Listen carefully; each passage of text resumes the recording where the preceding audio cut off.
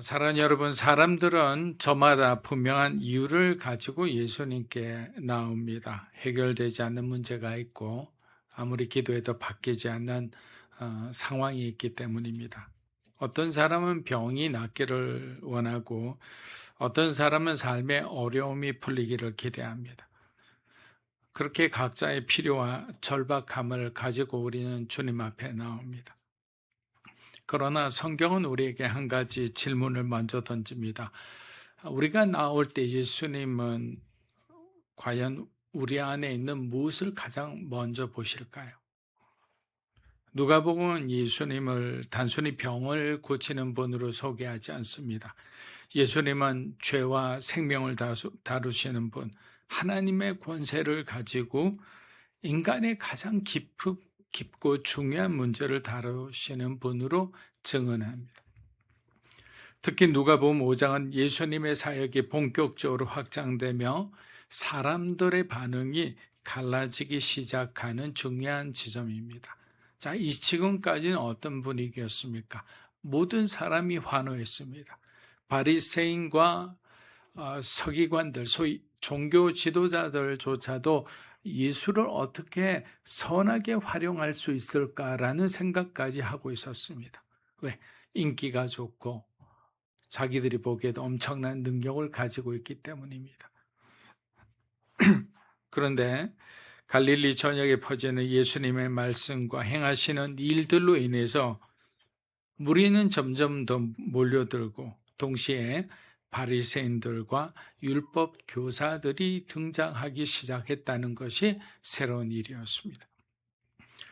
그런데 그들은 배우기 위해 온 사람들이 아니었습니다. 그들의 목적은 판단하는 것이었고 예수님의 말과 행동을 검증하고 정죄하기 위해 그 자리에 앉아 있었던 거예요. 당시 유대 사회에서 죄사함은 오직 하나님께만 속한 영역이었고 그것은 성전과 제사 율법 체계 전체와 깊이 연결된 문제였습니다. 다른 말로 하면 종교인들의 엄청난 기득권과 연결된 문제였습니다. 그 누구도 개인적으로 선언할 수 없는 절대적인 하나님의 권한이었던 것입니다. 그래서 죄사함의 문제는 무엇보다 가장 민감하고 동시에 가장 본질적인 신앙의 문제였습니다. 오늘 본문은 바로 그 지점에서 그 예민한 부분에서 시작합니다. 엄청난 긴장감이 유발되죠. 예수님이 어떤 분이신지, 어떤 권세를 가지신 분이신지, 그리고 인간에게 정말로 가장 먼저 필요한 것이 무엇인지를 예수님을 통해 우리에게 보여주는 것입니다. 오늘 우리는 예수님의 말씀과 그에 대한 사람들의 반응을 따라가며 그 현장에서 드러나는 죄를 사해 주시는 예수님이 어떤 분이신지를 우리는 공부했으면 합니다. 누가복음 5장 17절 한번 읽어보겠습니다. 하루는 가르치실 때 갈릴리 율법 교사들이 앉았는데 병을 고치는 주의 능력이 누가는 이 이야기를 서둘러 시작하지 않습니다. 먼저 그 자리에 누가 있었는지 어떤 사람들이 있었는지를 우리에게 보여줍니다. 갈급한 백성들이 모여든 그 자리를 차지하고 있던 사람들은 사실 그 분위기와는 전혀 어울리지 않는 사람들이었습니다. 바로 바리새인들과 율법사들이죠. 그들은 갈릴리의 각 마을에서 심지어 예루살렘에서까지 내려온 사람들이었어요. 이 장면은 예수님의 사역이 이제 지역적인 관심을 넘어서 공적인 긍정의 대상이 되었음을 우리에게 보여줍니다. 누가는 그들의 태도를 길게 설명하지 않습니다. 한 단어로 표현합니다. 그 단어가 뭐냐? 앉았다라는 표현입니다. 이 표현은 당시 상황을 알면 분명한 의미를 가집니다. 그 시대에는 가르치는 사람이 앉고 듣는 사람들은 서서 말씀을 들었습니다. 그러므로 이들이 다른 사람들이 다 서서 있는데 앉아 있었다는 것은 배우는 자의 자리에 있었다기보다는 판단하는 자의 자리에 자신들을 두고 있었다는 것을 보여주는 거예요. 그들은 말씀을 듣고 있었지만 말씀의 은혜 아래 서 있지 않았습니다. 무엇을 배울지를 기대하기보다는 무엇을 문제 삼을지를 더 생각하고 있었습니다. 누가는 이들을 직접적으로 비판하지 않습니다. 다만 이 한단을 통해 그 자리에 흐르던 긴장감과 분위기를 우리에게 보여주는 거예요. 그리고 누가는 2절을 이렇게 마무리합니다. 병을 고치는 주의 능력이 예수와 함께 하더라. 여러분, 이 말은 매우 중요합니다. 사람들의 태도가 어떠하든 하나님의 능력은 이미 예수님과 함께 있었다는 거예요. 치유와 구원의 주도권은 사람들에게 있지 않고 하나님께 있는 거예요. 그래서 이 절은 우리에게 한 가지 아주 중요한 질문을 남깁니다. 말씀과 능력이 함께 있는 자리에서 사람들은 왜 서로 다른 반응을 보일까요? 같은 예수님, 같은 말씀, 같은 능력 앞에서 누군가는 변화되고 누군가는 오히려 걸려 넘어지는 거예요. 그 차이는 여러분 예수님께 있지 않아요. 말씀이나 능력이 부족해서도 아닙니다. 차이는 언제나 말씀을 대하는 사람의 자리에서 생기는 거예요. 여러분, 집회를 해도 마찬가지입니다. 어떤 사람은 눈물을 펑펑 쏟으면서 하나님의 말씀에 은혜를 받는 반면 어떤 사람들은 시험 든 사람들이 있어요. 은혜 받지 못하고 응답하지 못했다고 돌아가는 사람이 있어요. 그럼 무엇을 응답받고자 했습니까? 물으면 결국에는 내가 원하는 나의 욕심이에요. 누가복음 5장 18절에서 19절 우리 한번 읽어보겠습니다. 한 중풍 병자를 사람들이 침상에 메고 와서 예수님 앞에 무리 때문에 메고 갈 길을 지붕에 올라와 기발을 벗기고 아멘.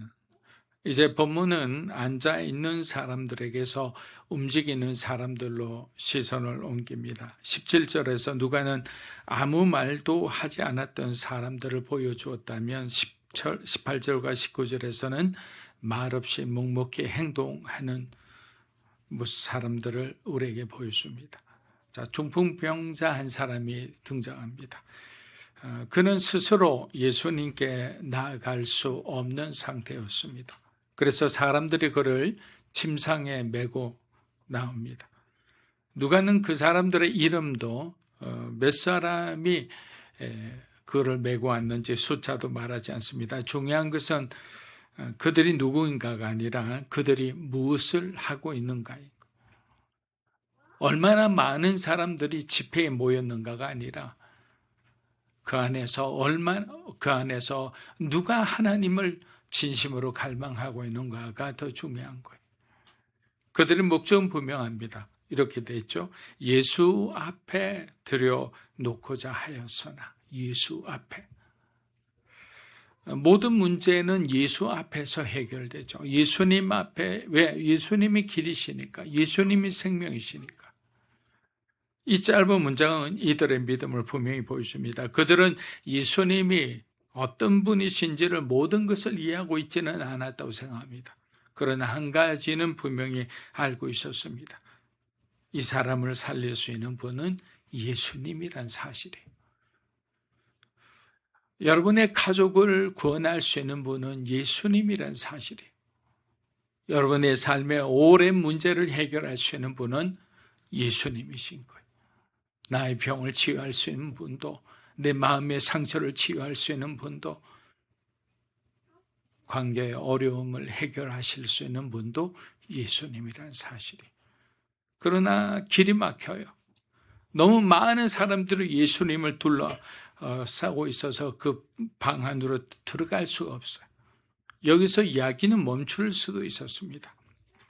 왜? 상황을 이유로 핑계대고 돌아갈 수도 있습니다. 그러나 본문은 말합니다. 그들은 포기하지 않았습니다. 그래서 그들은 지붕으로 올라가는 거예요.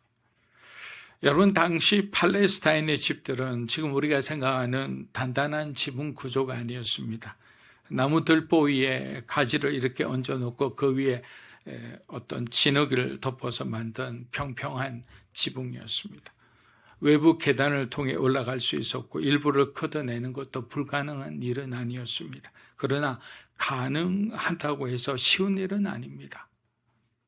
지붕을 벗긴다는 것은 사람들의 시선을 감수해야 했습니다. 예수님 말씀에 집중하는데 위에서 뭐라고 할까 시끄럽게 해보세요.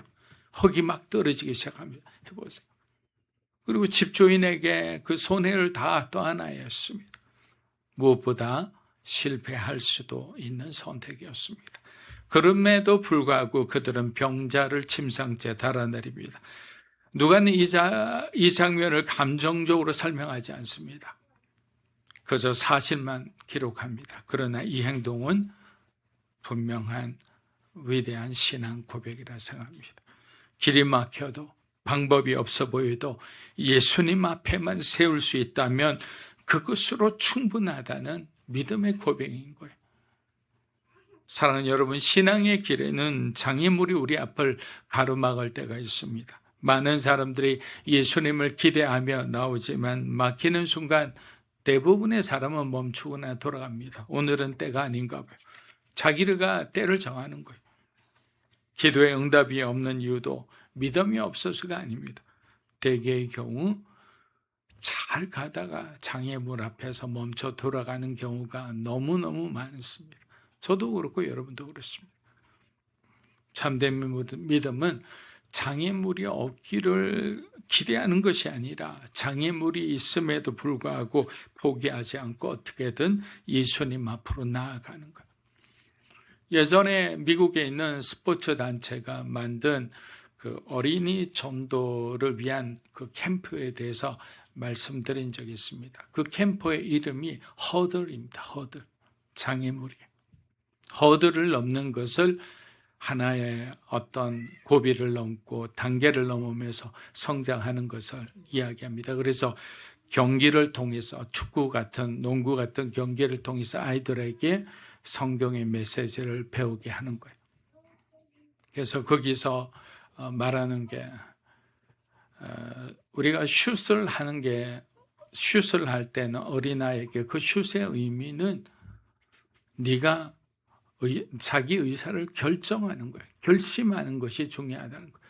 결정하지 않으면 어떻게 우리가 슛을 할 수 있습니까? 태클은 뭡니까? 희생이라는 거예요. 왜? 다칠 수도 있고 또 팀이 어려울 때 그 태클을 하면서 팀을 위기에서 구하는 거예요. 헤딩은 도전인 거예요. 높은 곳에 있는 것을 헤딩해서 공을 띄우는 거예요. 그러니까 너는 도전하는 것을 배우는 거예요. 그래서 하나의 경기를 통해서 그들은 허들을 넘는 거예요. 우리의 삶에도 많은 허들이 있는데 우린 대부분은 그 장애물과 허들 앞에 무너지고 마는 거예요. 예수님 앞에 나아가지 못하는 거예요. 그런데 넘어갈 수 있는 것은 우리 삶이 메시지가 되어야 된다. 그 경기 하나하나가 하나의 장면이 메시지가 되듯이 여러분의 하나하나의 장면이 순종이 모든 것이 뭐가 되어야 된다고 메시지가 되어야 되는 거예요. 예수님과 연결되어야 되고 성경과 연결되어야 되는 거예요. 그러려면 어떻게 해야 됩니까? 여러분이 늘 말씀과 기도에 가까이 있어야 되는 거예요. 누가복음 5장 20절과 21절을 보겠습니다. 예수께서 그들의 믿음을 보시고 이르시되 이 사람아 바리새인들이 생각하여 이르되 이 신성 모독하는 자가 오직 하나님 외에 누가는 먼저 예수님이 무엇을 보셨는지를 말합니다. 뭐라고 되어 있습니까?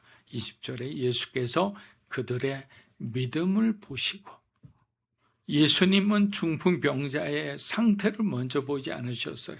그 사람의 필요나 고통을 먼저 언급하지 않으셨어요. 동정하거나 어떤 인간적인 어떤 모습으로 예수님이 다가가신 게 아니었어요. 예수님이 보신 것은 사람들이 어떻게 예수님께 나왔는가, 그리고 그 안에 그들이 가지고 있는 믿음이었다는 거예요. 그리고 예수님은 모두의 예상을 완전히 벗어난 말씀을 하십니다. 이 사람아 내 죄사함을 받았느니라. 분명 이 말씀은 아픈 병자가 기대하던 말은 아니었을 겁니다. 중풍병자 앞에서 가장 자연스러운 말은 바로 치유의 선언이었을 겁니다. 그러나 예수님은 눈에 보이는 문제보다 더 깊은 문제부터 다루십니다. 예수님은 고통을 무시하지 않으세요. 다만 고통보다 더 근본적인 문제가 무엇인지를 정확히 알고 계신 거예요. 즉각적인 반응이 이어집니다. 서기관들과 바리새인들이 이제 잡았다. 이 사람이 이제 큰 것 잡았다는 마치 그런 어떤 마음으로 이야기하는 거예요. 이 사람이 이 참남한 사람이 신성 모독을 하는구나라고 이야기합니다. 물론 그들의 질문 틀리지 않았죠. 죄를 사하는 권세는 하나님께만 있기 때문입니다. 문제는 바리새인과 서기관들이 예수님이 하나님이실 가능성을 전혀 고려하지 않았다는 거예요. 이것이 여러분 역사를 지금까지 왜곡되게 한 가장 큰 실책이죠. 잘못이죠. 여러분, 예수님은 이 사람을 얼마든지 즉시 고치실 수 있었습니다. 그러나 먼저 뭐라고 해요? 죄를 사하시는 거예요. 왜냐하면 죄사함이야말로 하나님과의 관계가 회복되는 시작이기 때문에, 다른 것을 다 해도 하나님과의 관계가 회복되지 않으면 잠깐만 좋아지고 결국에는 우리는 죄된 우리의 습성으로 또다시 돌아가는 걸 봅니다. 성령 충만함은 일시적이잖아요.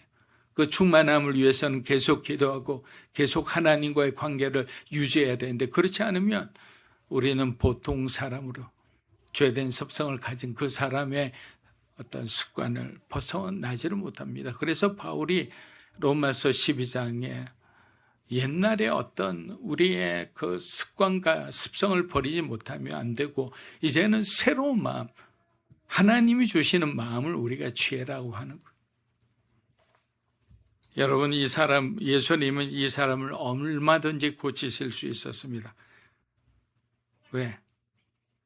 예수님은 능력의 하나님이시기 때문에. 그다음 어디서부터 접근한다는 것을 우리는 알아야 합니다. 누가복음 5장 22절에서 23절 한번 읽어보겠습니다.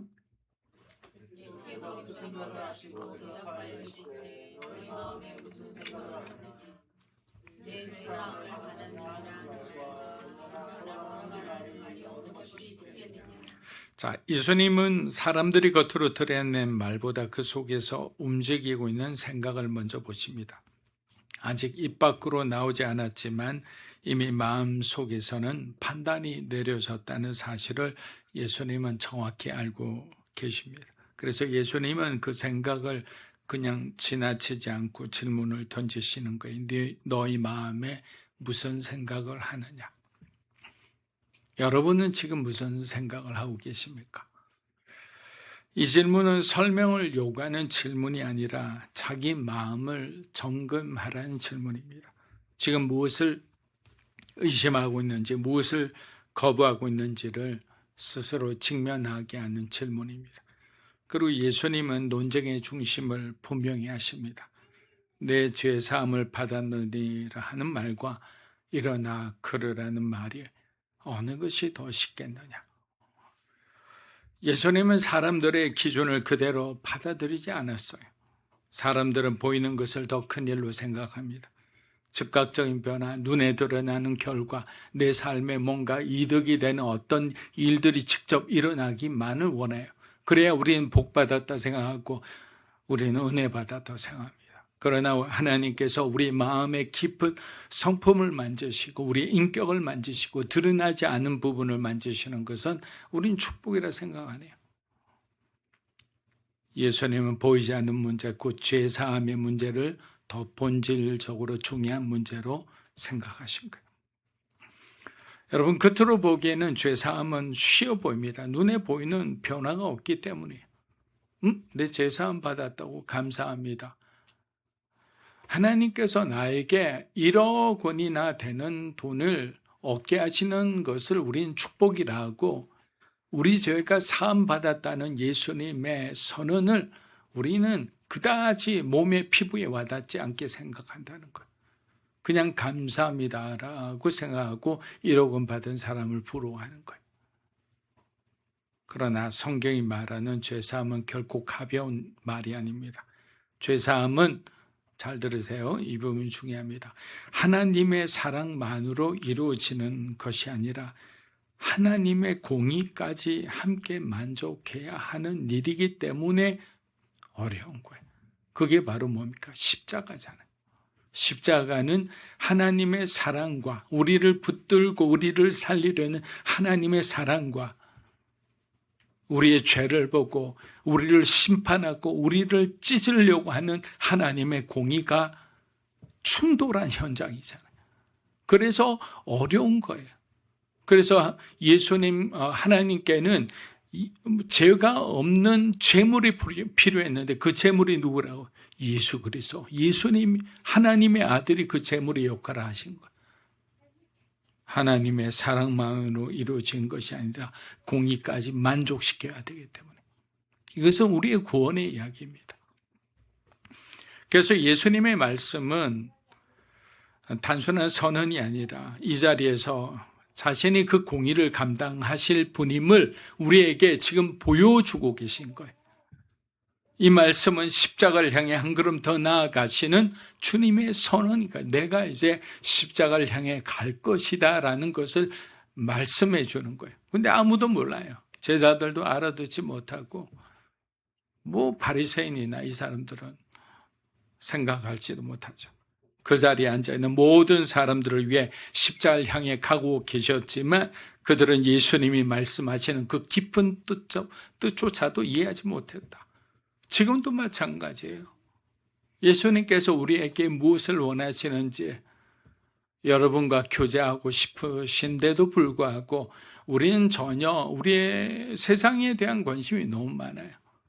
돈 벌고 싶은 데 대한 관심이 많고 세상의 어떤 권세와 명예에 대해서 더 관심이 많고 화려하고 인정받는 것. 여러분, 주님 안에서 이루어지는 성공이나 화려함, 아름다움은 다 훌륭한 거예요. 근데 예수님 없이 이루고자 하는 그 모든 것은 위험한 거죠. 그 기준만 딱 잡으면 문제가 없어요. 예수님과 함께하는 것이라면 마음껏 누려도 좋은 거예요. 그리고 그 예수님과 함께하는 성공은요, 나 혼자 그것을 누리지는 못해요. 왜? 그 안에 성령이 계시니까 나누게 하고 흘려보내게 하고 전하게 하는 거예요. 누가복음 5장 24절 마지막 부분입니다. 한번 읽어보겠습니다. 그러나 인자가 땅에서 죄를 사하시는 권세가 있는 줄을 너희가 중풍병자에게 말씀하시되 내가 내게 이르노니 일어나 내 침상. 자, 예수님이 이 사람을 일으키신 이유는 단지 이 사람이 인생을 좀 더 편하게 만들어주기 위함이 아니라는 사실을 먼저 전제해야 합니다. 예수님이 이 기적을 통해 나는 너희 죄를 다루기 위해 이 땅에 왔다라는 것을 우리에게 선언하시는 거예요. 예수님이 이 땅에 오신 이유가 뭐죠? 우리의 죄 때문에 오신 거잖아요. 근데 우리는 더 근본적이고 더 중요한 문제보다 엉뚱한 데 더 관심이 있는 거예요. 오병이의 기적에 수만 명들이 사람들이 모이듯이 눈에 보이는 표적과 기적에 사람들이 그냥 정신이 없는 거예요. 근데 예수님에 대해서 죄에 대해서 말씀하면 계시가 안 열렸는지 그냥 해롱해롱하고 있어요. 그들의 구원과 관련된 생명과 관련된 문제인데도 직시하지 못하는 거예요. 우리는 보통 이렇게 생각합니다. 인생이 나아지면 그때 하나님을 더 잘 믿겠다. 그러나 예수님은 정반대로 말씀하십니다. 내가 죄 사함을 받았으니 이제 일어나 걸어가라. 네 삶을 향해 걸어가라.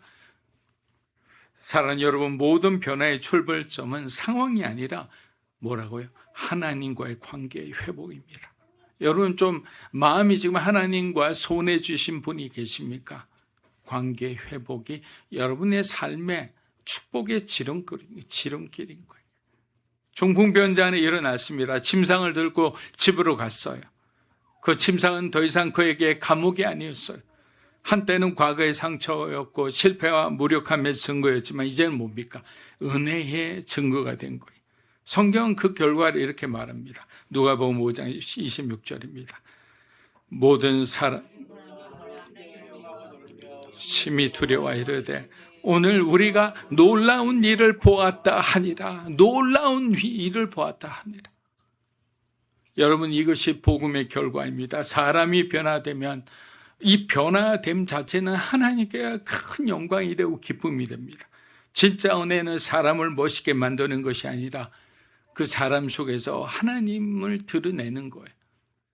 그리고 이야기는 2000년 중풍병자 이야기로 끝나지 않습니다. 예수님은 오늘 우리에게도 똑같이 말씀하십니다. 일어나라. 죄책감에 눌려있던 자리에서 일어나라. 늘 반복되던 실패의 패턴에서 일어나라. 그리고 더 이상 그 자리에 눕지 말고 새 삶을 향해 걸어가라라고 말씀하시는 거예요. 요한복음 8장 36절은 우리에게 분명히 말합니다. 함께 읽겠습니다. 아들이 너희를 자유롭게 하면 너희가 참으로 자유로워. 다시 한번 읽어보겠습니다. 아들이 너희를 자유롭게 하면 예수님이 우리를 자유롭게 하셨어요. 그럼 우리는 그 자유를, 진리 안에서의 자유를 누려야 되지 않겠습니까? 사랑하는 여러분, 예수님은 오늘도 땅에서 죄를 사시는 권세로 우리 삶 한가운데 서 계십니다. 이제 남은 질문은 하나입니다. 우린 여전히 침상에 누워 있을 것인가? 아니면 예수님의 말씀을 듣고 일어나서 우리의 삶의 현장으로 나아갈 것인가? 이 결정은 여러분에게 달려 있습니다. 승리하시기를 축복하며 함께 기도하겠습니다.